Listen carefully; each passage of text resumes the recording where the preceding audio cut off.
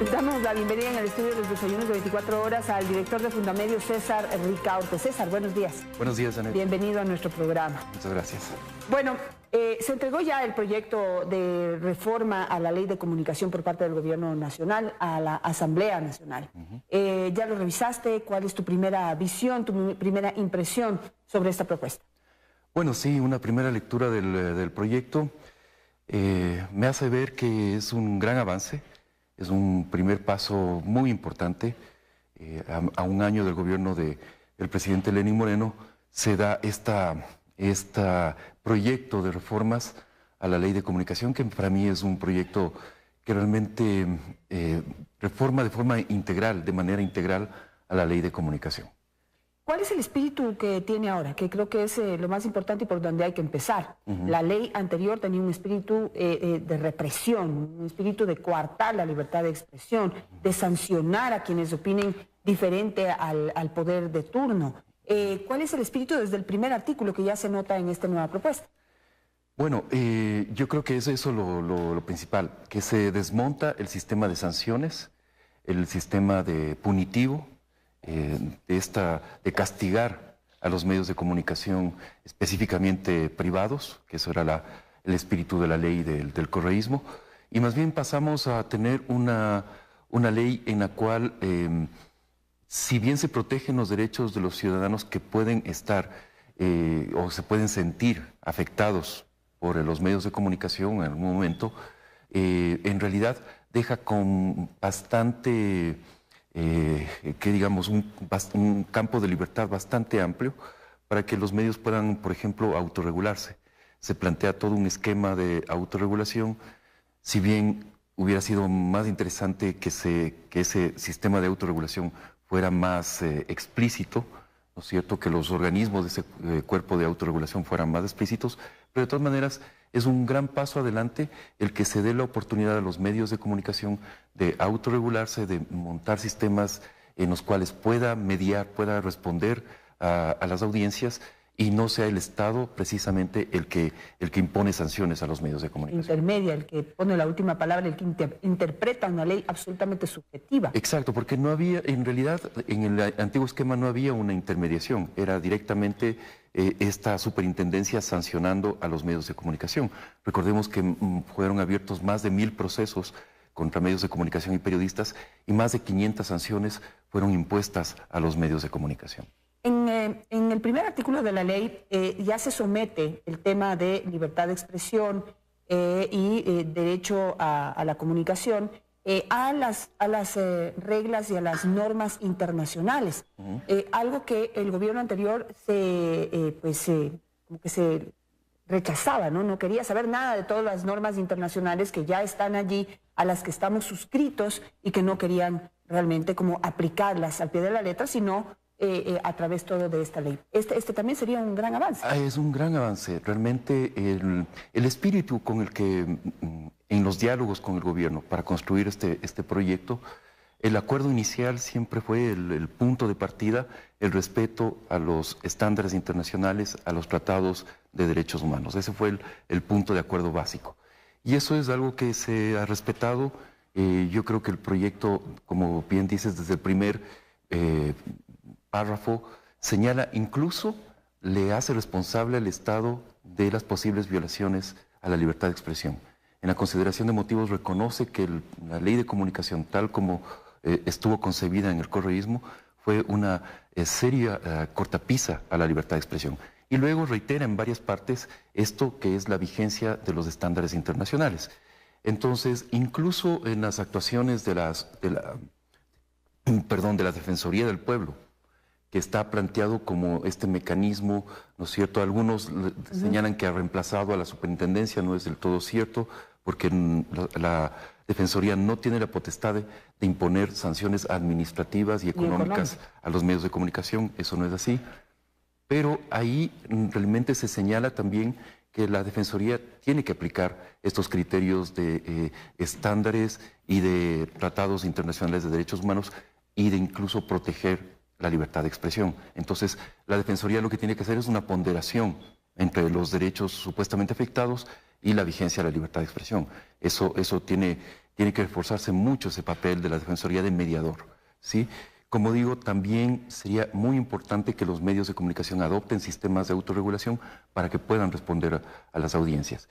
Y hay puntos que es importantísimo rescatar. La desaparición del linchamiento mediático, la desaparición de la censura por omisión.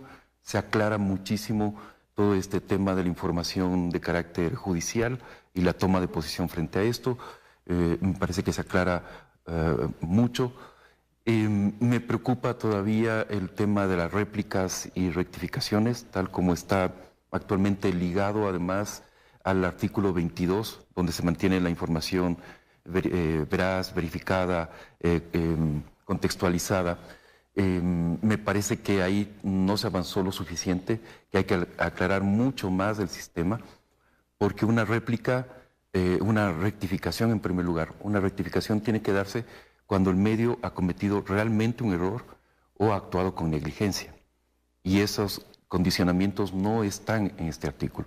Entonces, todavía queda como muy impreciso el momento en que se aplica una réplica en primer lugar, una rectificación y luego una réplica. Sí, allí vi que no se rescata ese concepto poderoso de la buena fe, que es la que rige a nivel internacional en el trabajo de los periodistas. Sí, podemos cometer un error, pero sí tiene, en este caso, una ley o la autoridad de entrar a evaluar si hubo o no hubo mala fe, si se trata de un error que se cometió para dañar la imagen de una persona o simplemente es fruto de muchos factores que intervienen en el trabajo de un periodista. Exacto. Entonces, tal vez allí falta aplicar el estándar de la ahondar un poco y analizar lo que ha pasado y cómo se aplica a nivel internacional. Sí, ahí este estándar de la real malicia que tú señalas es clave en esto.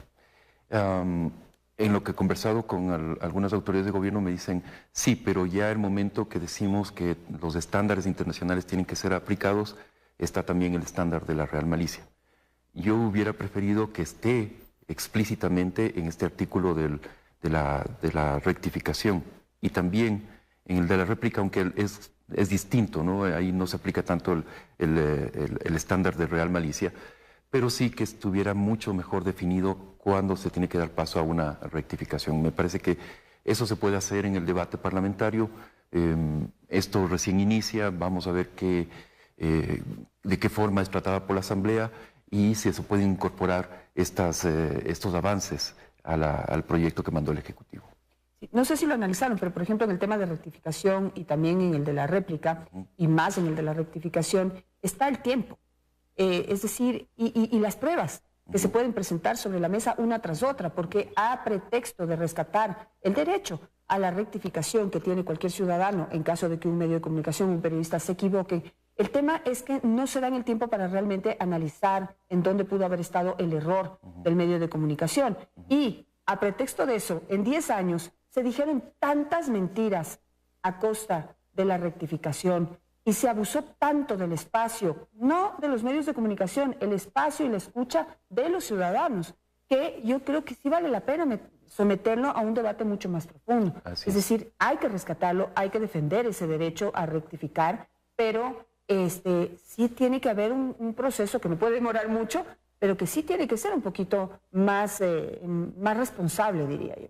Absolutamente. Lo que vimos durante los 5 años de vigencia de la ley es un abuso de este derecho, por el cual los funcionarios públicos básicamente lo que hicieron es imponer un régimen de censura previa, porque el momento en que se imponen contenidos a los medios de comunicación de esta forma tan arbitraria, tan grosera, lo que se está haciendo es censurar, ¿no es cierto? Eso es así.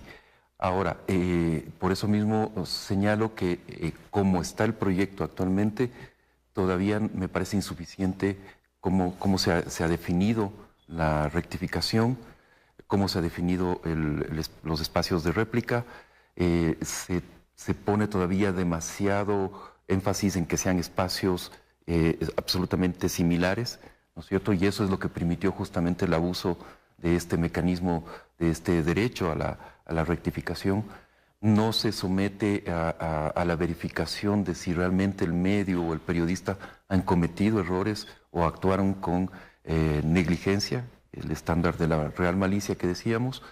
Y entonces se deja todavía un campo muy abierto para que se impongan contenidos a los medios de comunicación vía estos mecanismos que es la rectificación. La réplica, que recordemos además que durante la vigencia de la ley de comunicación se utilizó indistintamente como si fueran igual la réplica y la rectificación, y no es igual.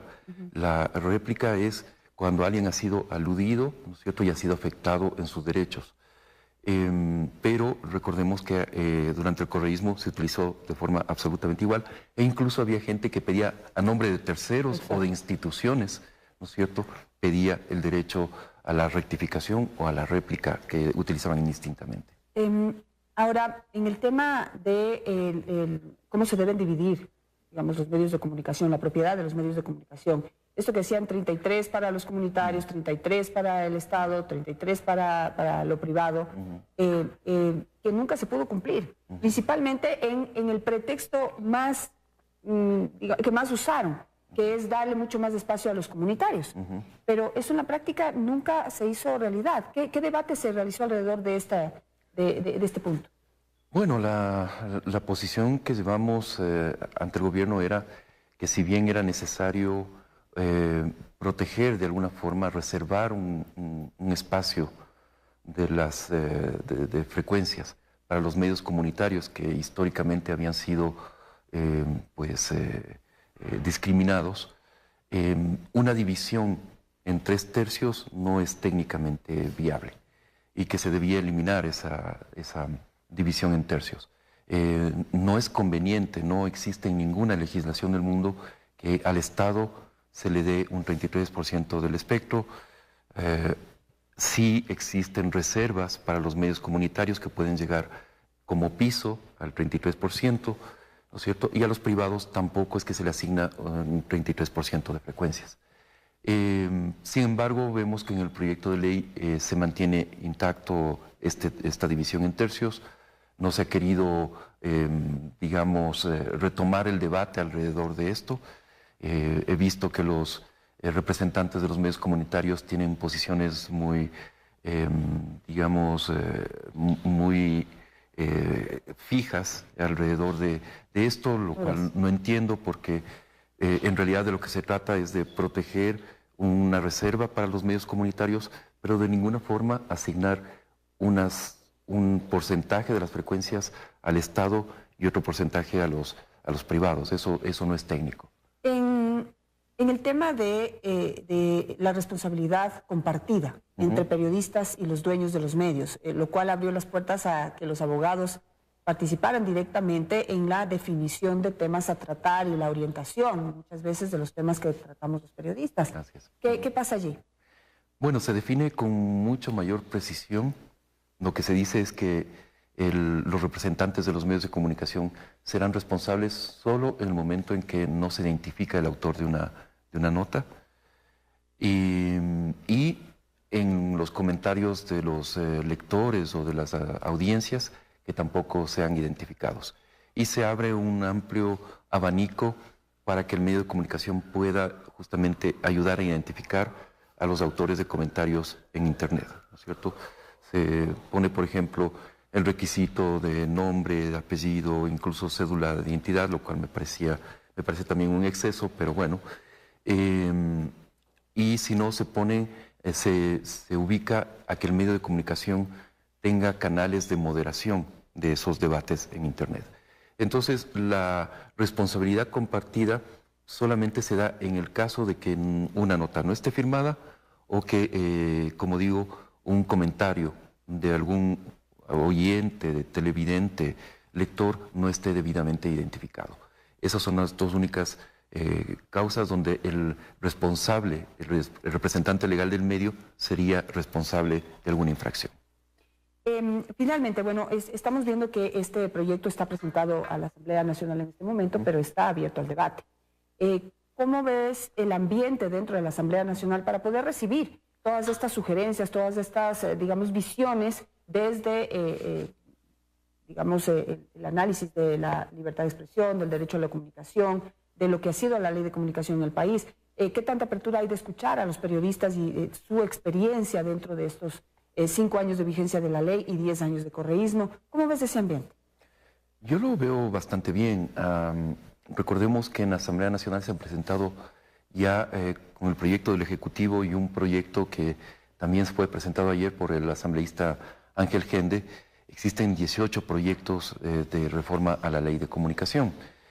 Y yo realmente lo que espero y lo que esperamos muchos es que el proyecto del Ejecutivo pase a una comisión ocasional especial y que sea tratado de una forma bastante expedita por la Asamblea. Y yo creo que la mayoría de bloques parlamentarios, si no todos, quizás los únicos que queden defendiendo la ley anterior sean los correístas, pero yo creo que todos los bloques parlamentarios realmente han coincidido en la necesidad de reformar la ley de comunicación. Muchas de las reformas que están planteadas en el proyecto del Ejecutivo están en los proyectos presentados por otras bancadas, se recogen esos aportes. Entonces yo creo que va a ser un debate muy fluido. Yo espero, como bien señalas, que podamos ser recibidos por la Asamblea Nacional, todos los que tengamos algo que decir al respecto de las reformas al proyecto, que se puedan introducir mejoras, porque como digo, es un gran paso lo que ha hecho el Ejecutivo. Sin embargo, se pueden mejorar algunos aspectos de este proyecto. Me quedo con eso. Gracias, César, por estar esta mañana con nosotros y estaremos muy atentos al debate que se va a realizar en torno a la ley de comunicación en la Asamblea Nacional.